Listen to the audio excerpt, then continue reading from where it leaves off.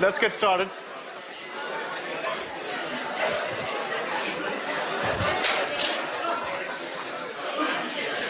Can you hear me back there? Okay, let's get started.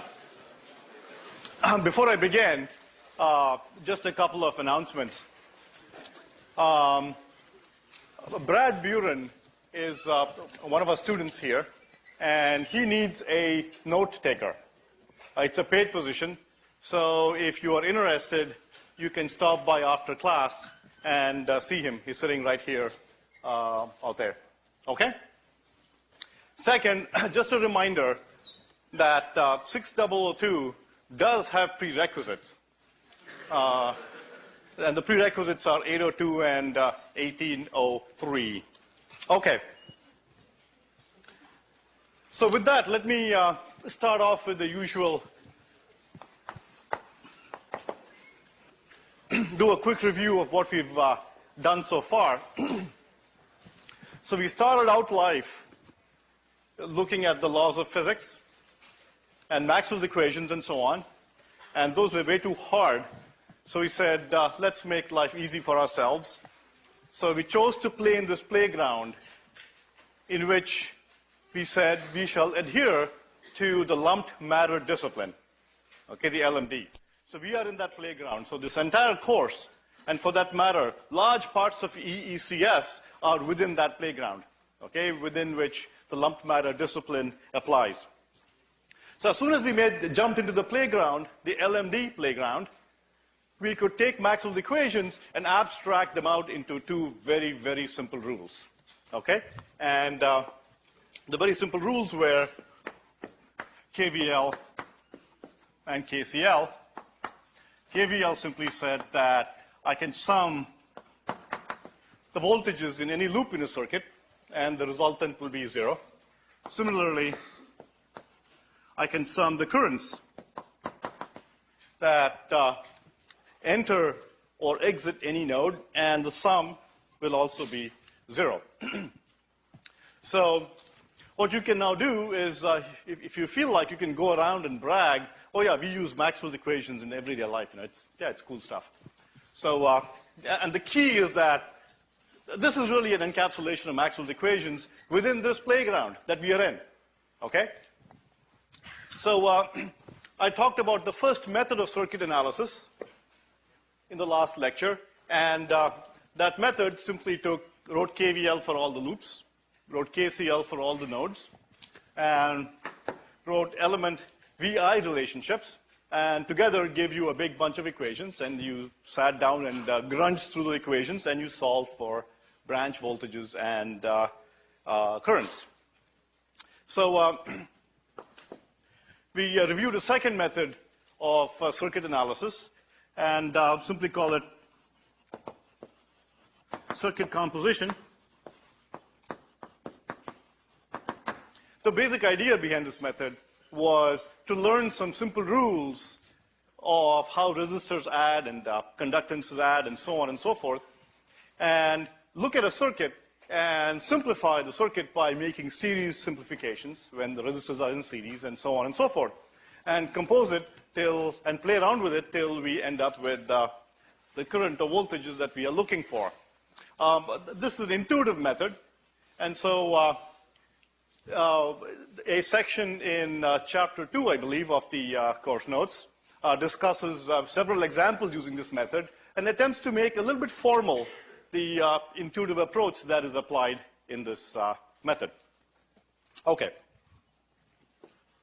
So we then looked at the node method, and the node method was simply a particular way of applying KVL and KCL. Node method, remember, we took a ground node, then we labeled the nodes of the remaining voltages with respect to that ground, then we wrote KCL for each of the nodes, okay, and when we wrote KCL for each of the nodes, remember, KVL was implicit in this expression that we used for each of the node, each of the currents that were exiting each node. So if EJ was a node voltage, then EJ minus EI multiplied by the conductance GI was the current that was going through one of those, I should call it GIJ. This is the conductance that connects nodes I and J. Okay, that gave us the KVL that was also fed into the same system. So these are three methods. Today, the node method, by the way, is sort of the workhorse of the 6002 industry, and for that matter, for all of the circuits industry. Okay, when in doubt, apply the node method, you'll be okay. Okay, it applies to linear circuits, nonlinear circuits, what have you. What I'm going to do today is go through two more methods. Okay? So notice that the first few lectures of this course, the first three lectures, simply comprise transitioning you from the world of physics to the world of EECS, and then two lectures on giving you a bag of tricks. Okay, so we start you off with a sort of tools, okay, your mallets and chisels and so on and so forth. And these 5 methods are your tools. We'll look at 2 methods today. One method is called the method of superposition, and the second method is called the Thevenin method. And these methods apply only to linear circuits. Okay, so we'll look at the subset of circuits that are linear, and these 2 methods apply to only those circuits. These are methods that, combined with intuition, really enables you to solve very interesting circuits very, very quickly. So let me do an example, and using a usual node method, and then jump into introducing the superposition methods and Thevenin methods using that same example. So let me draw you an example circuit here.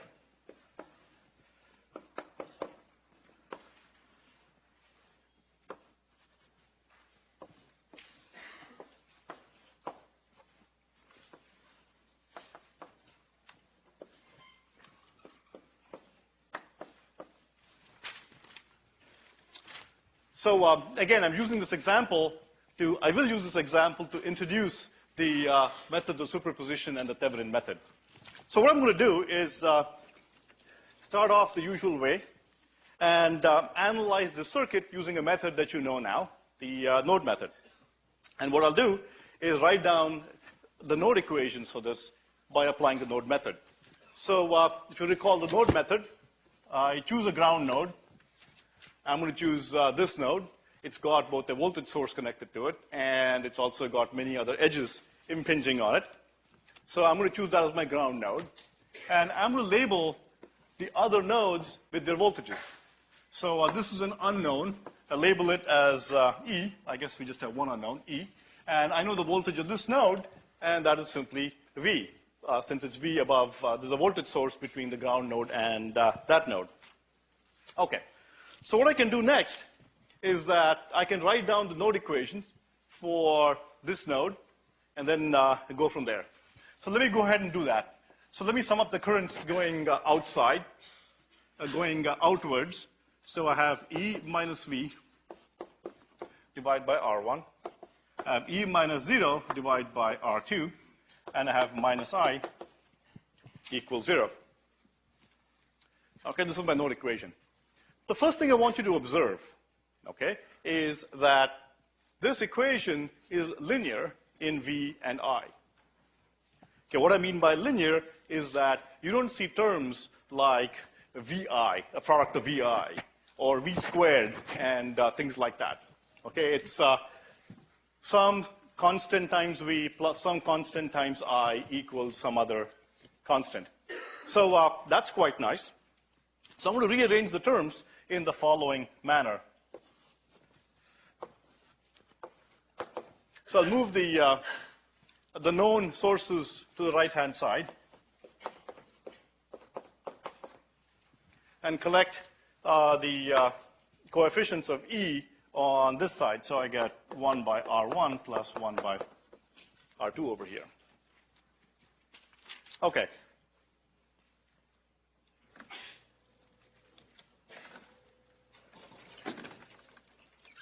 Okay, so stare at this for a moment, and notice again here, I have E, my unknown node voltage.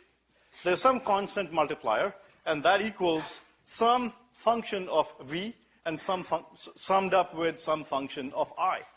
And again, notice that this is a linear combination of V and I. No multiplication terms and so on and so forth.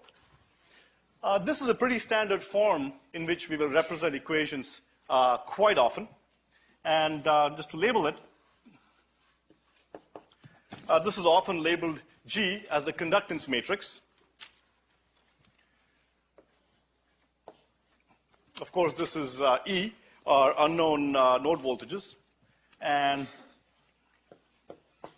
this is a linear sum of sources. Okay, so this is a very standard way that we will represent equations.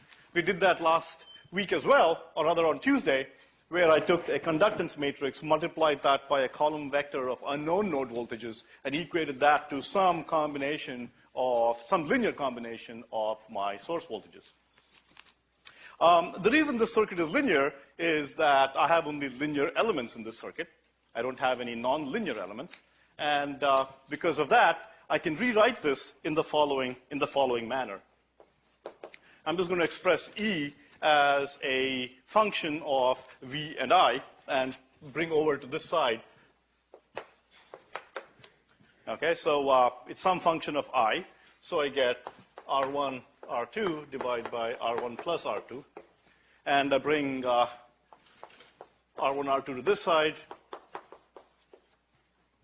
That's what I get. Okay, so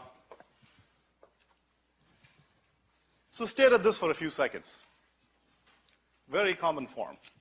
My unknown node voltage is equal to this stuff on the right-hand side. The stuff on the right-hand side has a term multiplying the source voltage V and some other term multiplying the current I.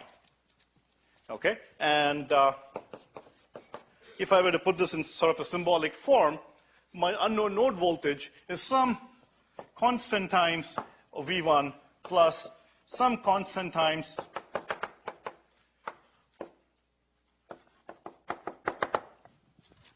is of the form constant times the source current, constant times the source voltage, and so on. Okay, the units of A's and B's are different because here, in this case, A has no units because V is a voltage, and so is E. In this case, B has the units of resistance. Okay, so that B times I gives me a voltage.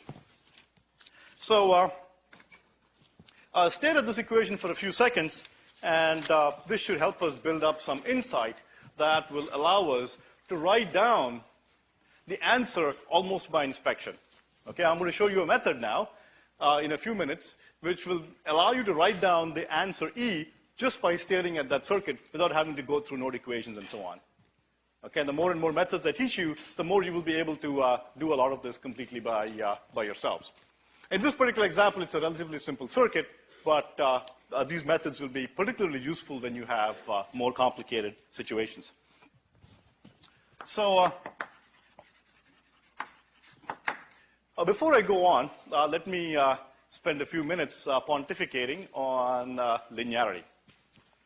So that's a linear circuit, and this equation gives me the unknown node voltage E as a linear sum of source voltages and source currents.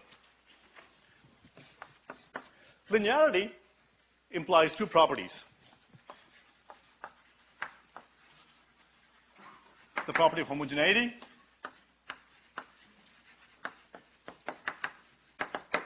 and also gives rise to the property of superposition. Let's do homogeneity first.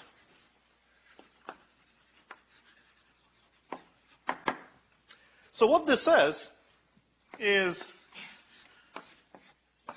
if I have a circuit, some circuit, and I feed it some sort of inputs, A, then let's say my output is S. Okay, if you're feeling hungry, think of these as apples, and the circuit converts them into applesauce. Okay?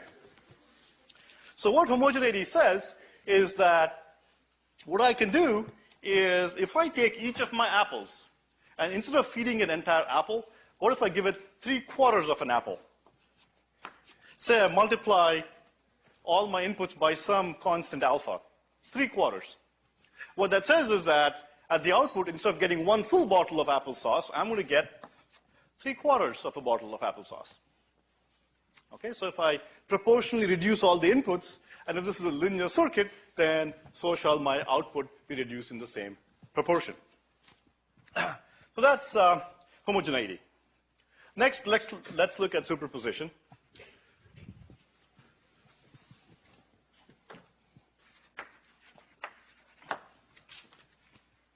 The property of superposition says the following. Same kind of circuit. If I feed it apples and I get applesauce, okay, I take the same circuit. And this time around, if I feed the circuit a different set of inputs, okay, say blueberries, and let's say my output, oops, let me do it this way. Say as my output, I get blueberry sauce, if such exists. So apples, applesauce, blueberries give me blueberry sauce. Then what I'm going to get if I mix up the two, so let's say I take my circuit, the same circuit,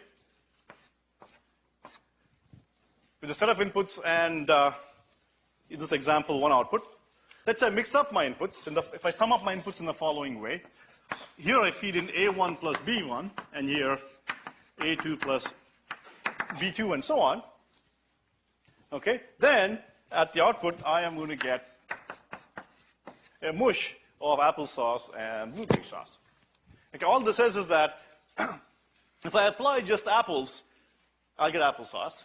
If I apply just blueberries, I get blueberry sauce. Then, if I want to figure out how this blender would have worked had I fed in a combination of apples and blueberries, then for the purposes of understanding that blender, all I could have done was taken my two outputs and just mix them up together myself, and that's exactly what I'll get. Okay, so if I sum up the inputs, my outputs will also be the sum of the outputs with the inputs applied by themselves. So let me take this here and munge around with it for a few seconds and get something interesting out of it. So notice two inputs, outputs. In your notes, I've given you another template for the next set of scribbles I'm going to make here. So use the next set of templates on page 3. So what I'm going to do here is something very simple. Set one output to 0 and feed a voltage V1. Okay, so let's say I feed a voltage V1 and set the other output to 0. And let's say I get Y1 as an output. And in this case, I set the first voltage to 0 and feed a different voltage, V2, on the second input. And let's say my output is Y2. This is just a particular application of the superposition principle I just outlined. Apply V1, set one output to 0. Apply V2, set the original output to 0. Then what I'm going to find is the answer will simply look like this. Just replace for A's and B's what I just did. I'm going to get V1 and 0 here. I'm going to get 0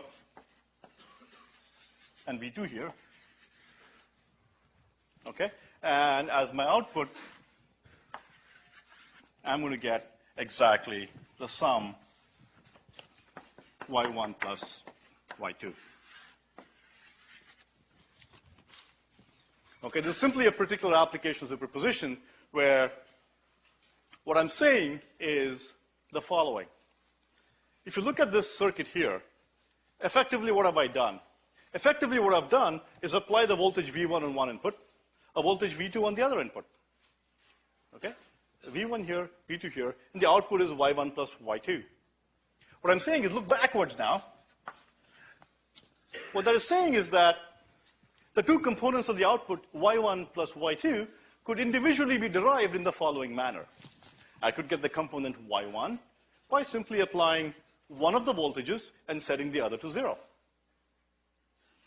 I can get the other component y2 by setting yet another input to 0 and applying the voltage v2 to get y2. I sum them up, and that's my answer. Okay? So this will become a lot clearer with an example. Again, remember, if I have a bunch of inputs applied to a circuit, V1, V2, and so on, and my output, I get some output, then what this is saying is that I can alternatively find out the answer by applying just one voltage, setting all the others to 0, measuring the output. I'll apply a second voltage, set all inputs to 0, measure the output, okay? And sum up applesauce and blueberry sauce, and there you get the answer. Okay? Let's do an example. And before we go into that, I talked about setting voltage sources and current sources to 0. So first of all, what does it mean to set a voltage source to 0? This is the same as this. Setting a voltage source to 0 is simply replacing the voltage source with a short and setting a current source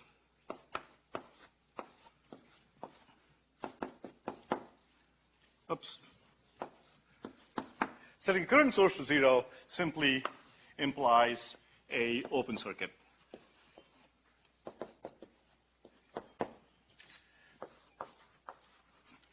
Okay, so when I say 0 that source, if it's a voltage source, short it. If it's a current source, open it. Yes?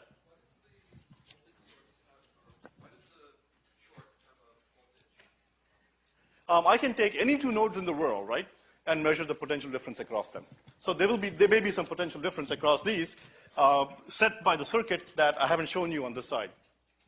There may be some other circuit that is controlling the voltage of these two nodes.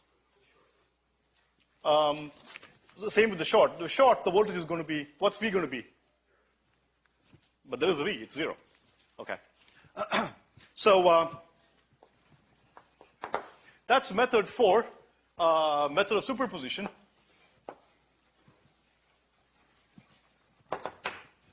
And this method says that the output of a circuit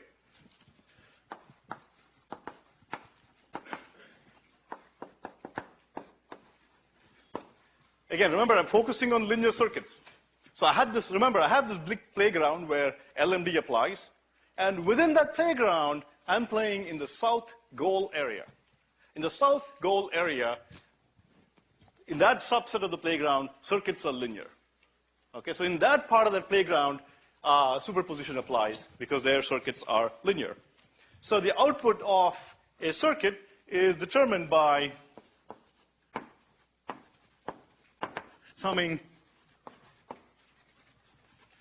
up the responses to each source acting alone.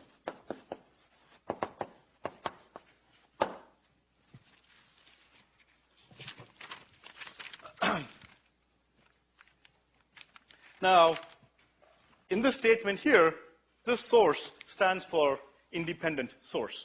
Okay, I haven't talked about independent versus dependent sources. Okay, we'll talk about dependent sources a few weeks from today.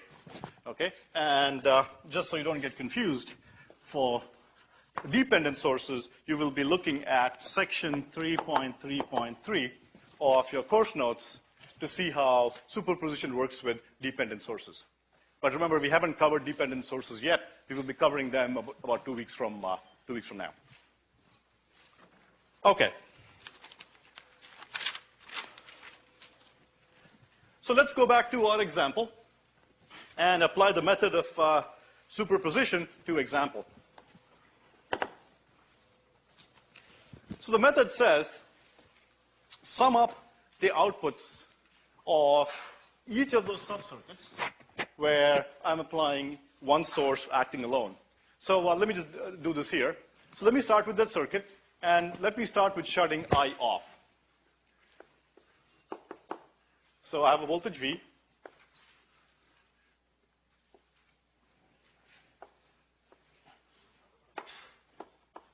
I have R2, and I'm shutting I off.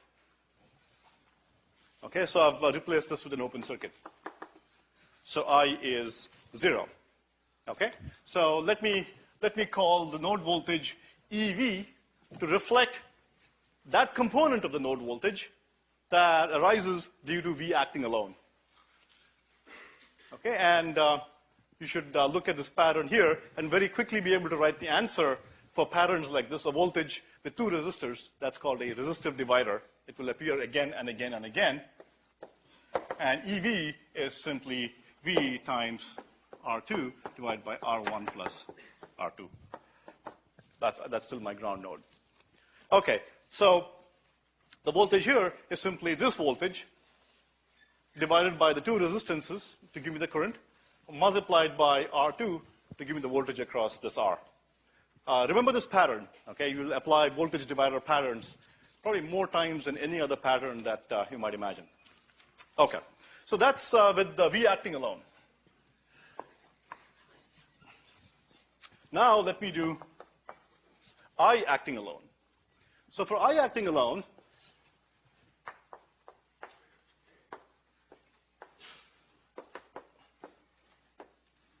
pointing up? Yeah. And what I do this time around is replace this with a short, replace the voltage source with a short, and let me call this voltage EI for the voltage that is the component of the voltage due to the current I. And EI in this case is simply given by yet another pattern here. The current across a pair of resistors is simply the effective resistance multiplied by the current. So it's I, and the effective resistance is R1, R2 divided by R1 plus R2. That's EI. That's a component at that node due to the current I. Now,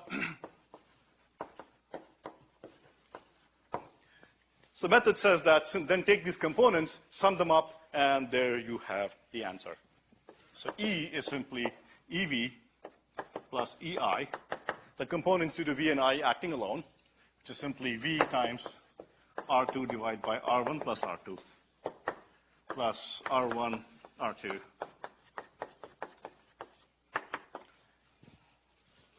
There we go.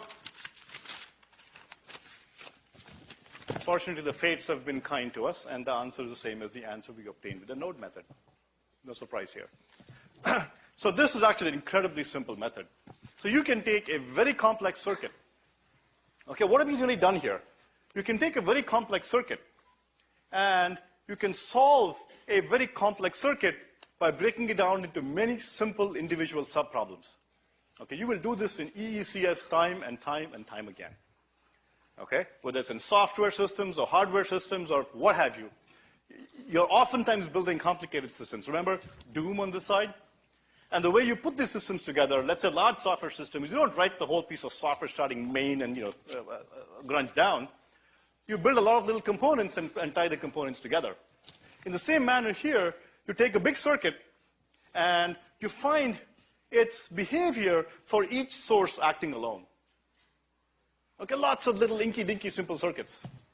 You'll see examples in your homework where you're given a big circuit, but because you set all the i's to 0 and the other v's to 0, the whole circuit almost vanishes, and all that you're left with is a little resistor or two. Okay, so this is a very, very powerful method. Okay, I'd like to do a little a demonstration for you. And what I'm going to show you in this demo is a vat of water. Actually, I'll tell you what it is in a second, but assume it's salt water for now. Okay, I'll apply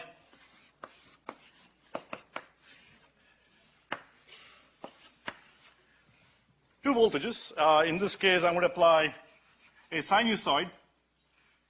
It's not very good. A sinusoid and a triangular wave. And what I'm going to do is measure the response at this side. Now, this is a vat of salt water, and I'm going to tell you that it behaves like a linear system. Okay, you can view, if you view each little particle of, or each little cubic centimeter or whatever of water, it behaves like a little resistor. Okay, so this vat of salt water behaves like a big distributed resistor of the following manner.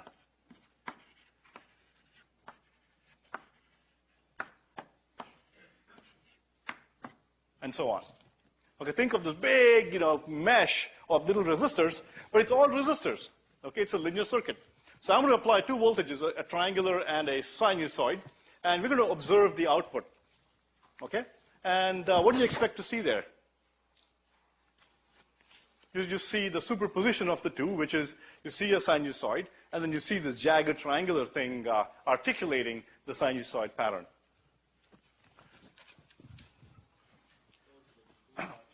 Okay, so what I'm going to do is right now, so don't put any water yet. So this is the vat of nothing right now. It's all empty. Can we show the screen on this side? The oscilloscope screen.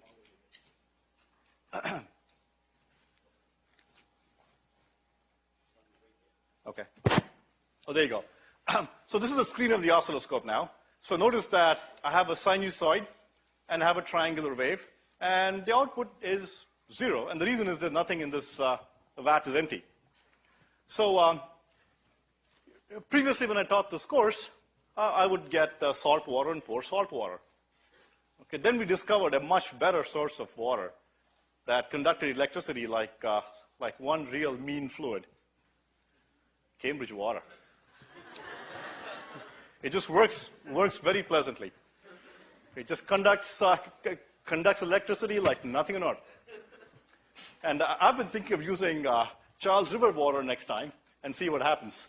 Although there we'll probably get some biological organisms doing strange things at you, but go ahead. Okay, so our friendly demonstration expert, Lorenzo, will pour some water into the vat, and you should begin seeing you begin seeing the output being a superposition of the two. So as he pours, there you go. So you see that? So you do see the sinusoidal articulation and the jagged waveform. And just to have some more fun, what I can do is increase one, and let me increase one of the voltages, and you'll see. So. Now you know what would have happened if I'd used Charles River water. Okay, so my output keeps increasing as I increase the corresponding waveform. Okay?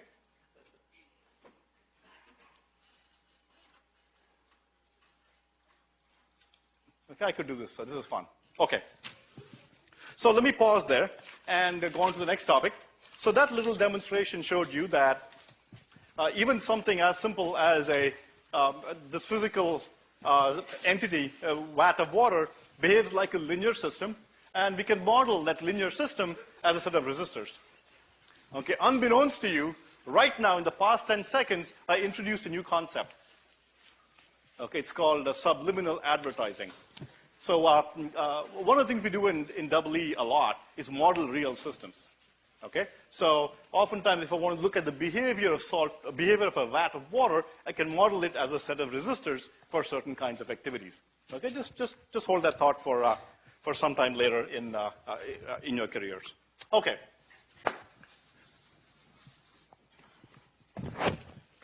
All right. That's method 4, the superposition method. Okay, and remember, it's methods like this that will make your life really, really, really easy.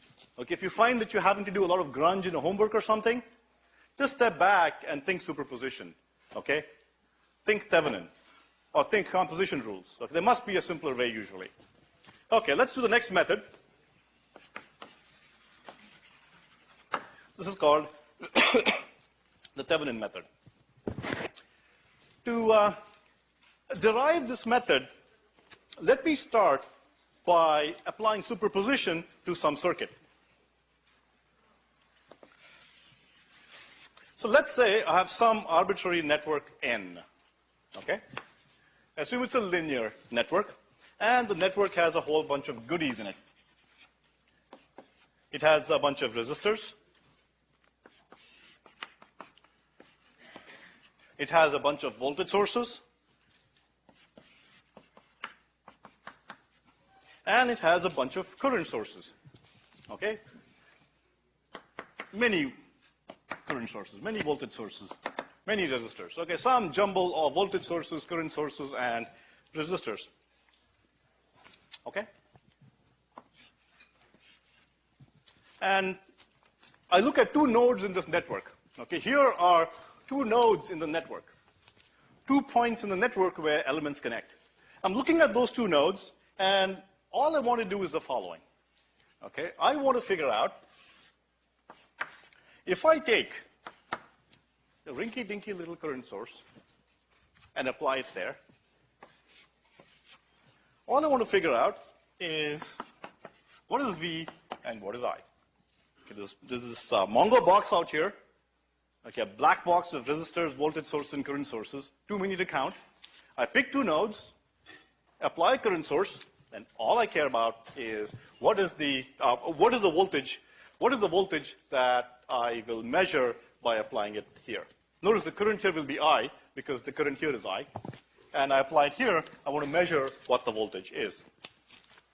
Okay, now with the insight you've attained from superposition, you should be able to jump up and state the form of the answer.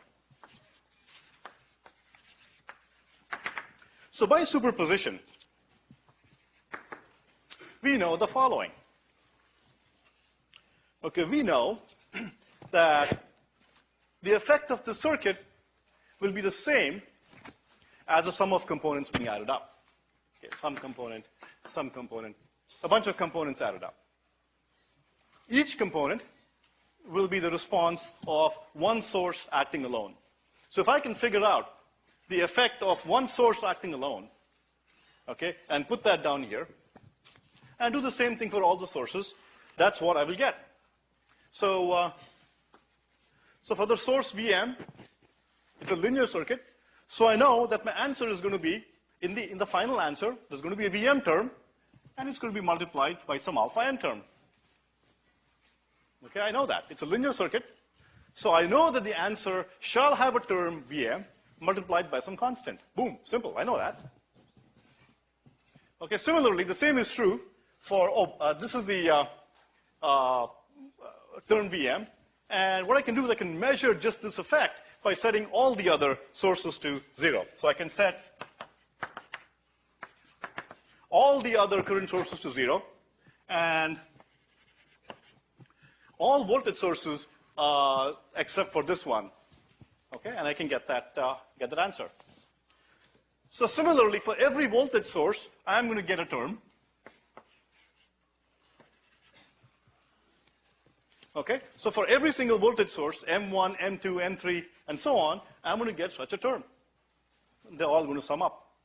Similarly, I'm going to get a term for IN. Okay, and I know there will be an IN term, and I know it's going to be some constant beta multiplying IN. Okay, in this example of ours here, in this example, remember, alpha was this, okay, and beta was this constant here. Okay, there's some constant beta, some constant alpha. And because I have a whole bunch of current sources, okay, there's going to be such a term for each one of them. And each one of these terms, B and IN, will be the voltage I would see here if I set all the other VMs to 0, and I set all the other current sources except for that one to 0. What am I missing? Is that it? The response here, the V here. What else? Am I missing anything here? Is that it? Don't all yell at once. What am I missing? Current source I, exactly. So if I have a current source I, then there's an effect of this current as well. And so I write down I there too. Okay, and it's going to be some constant multiplying I. Okay, and that constant is going to look like a resistor, right? Because this circuit contains current sources, voltage sources, and resistors. If I've shorted all my voltage sources and opened all my current sources, what's left in here? Just a whole caboodle full of, R's. Okay, it's just going to look like some resistance R. And that's what I get here. Okay, so this is what V is going to look like, and that's a form. So let's take a look at these components.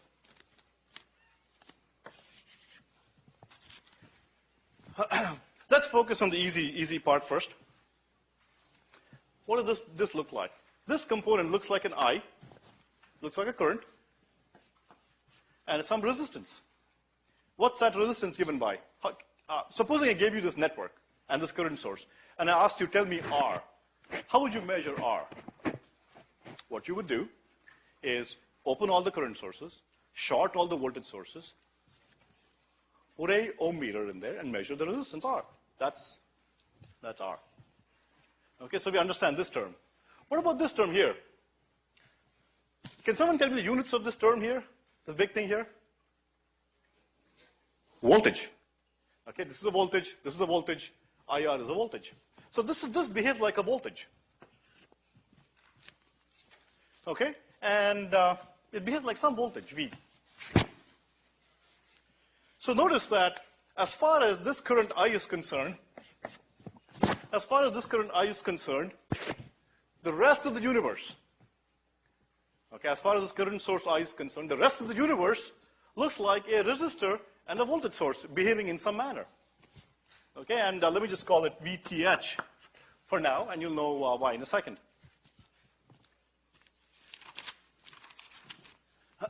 Or,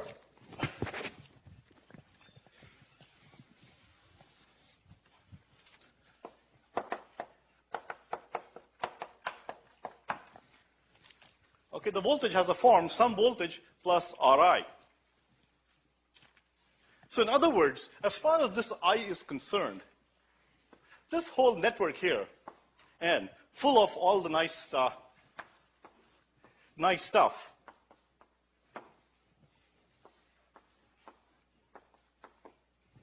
okay, is indistinguishable to this I here. So my I is sitting out there, injecting a current into two nodes. Okay, if I'm I, okay, I'm looking at this. This network looks no different than a voltage source in series with a resistor R. Okay, notice that the equation for this simple circuit is this. So I is given by V minus VTH divided by R. Okay, just remember.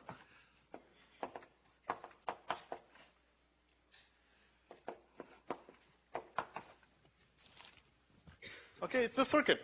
In other words, Agarwal sitting here, okay, cannot tell the difference if I'm measuring the voltage here between a circuit that looks like a VTH in series with a resistor or this huge mess of voltage sources and current sources and so on.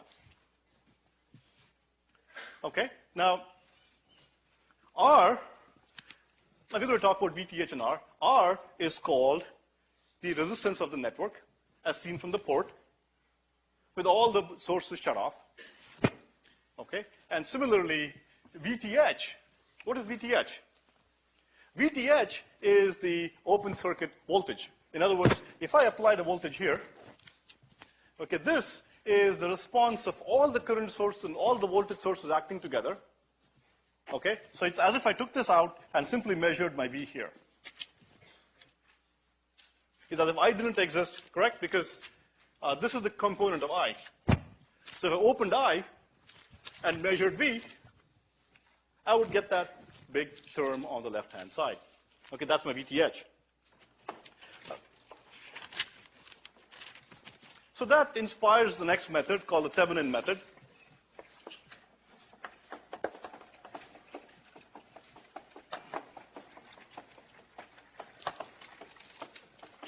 Okay, in this method, what I'm going to do is take some circuit.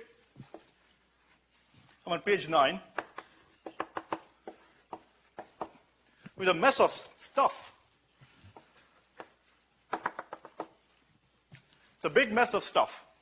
Okay? And if I care to look at its impact on something else that I add from the outside, then as far as the outside world is concerned, this is indistinguishable from a circuit that looks like this.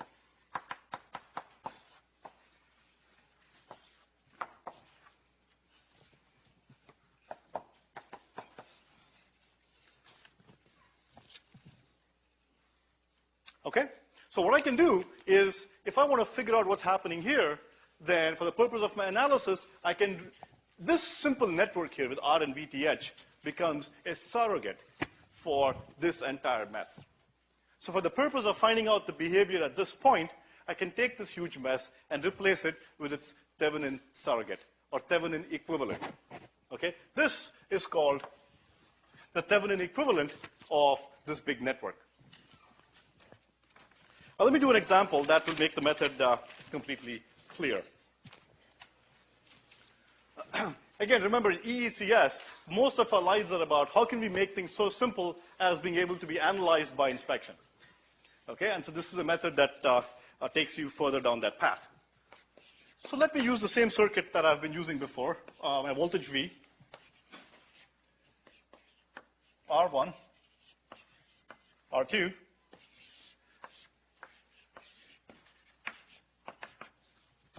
this is an R and 55 minutes fast, so we have another 3 or 4 minutes. So this is my circuit, and let's say all I care about is finding out I1. Okay, that's all I care about. So what I'm going to do is I'm going to box this up and see if I can replace that with its Thevenin equivalent. Okay, so I'm going to box that up.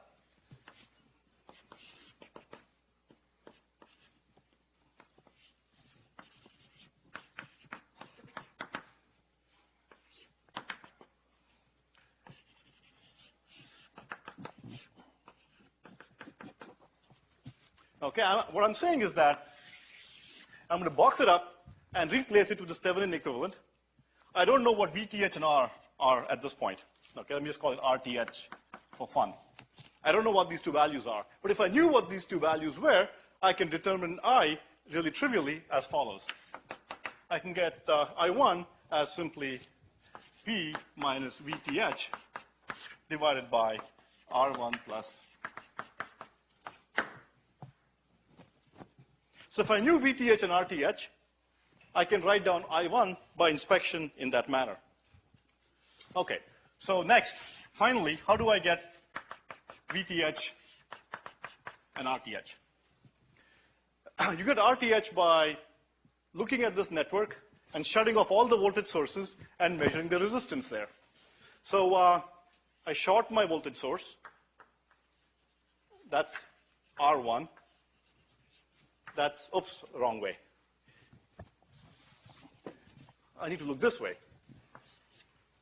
So looking this way, I open my, that's what I get. So what's RTH? RTH is simply R2. Okay, so I've opened my current source. Similarly for VTH, remember, all I want to do is look at the two nodes, step back, put a voltmeter there, measure the voltage. That's my open circuit voltage. Okay? So the way I do it is I take the circuit and simply measure the voltage there. That's R2. That's my current capital I. Okay? And I simply want to measure the open circuit voltage here, which is what? Which is simply, if I stand back and I kind of gingerly measure the voltage here without disturbing anything, I simply get IR2. Okay, so VTH is IR2, and RTH is R2, and here's the formula for the current in this branch when I replace when I apply a voltage source and a resistor R1 to this little circuit here. Okay, let's pause for, and let me summarize this in about 10 seconds. I had this circuit here. I wanted to find out I1. So what I said I'd do is take this complicated mess, well, it's not a complicated mess, but assume it is, and replace it with a resistance RTH, okay, got by turning off all the sources, and a voltage in series, VTH, which I get simply by pulling this thing out, taking my input, this part out, and simply measuring the open circuit voltage out there, VTH. Okay? And then I replace that whole network with this new network that called the Thevenin network, and voila, I get the answer in a second. Okay, you'll have some homework problems on this as well.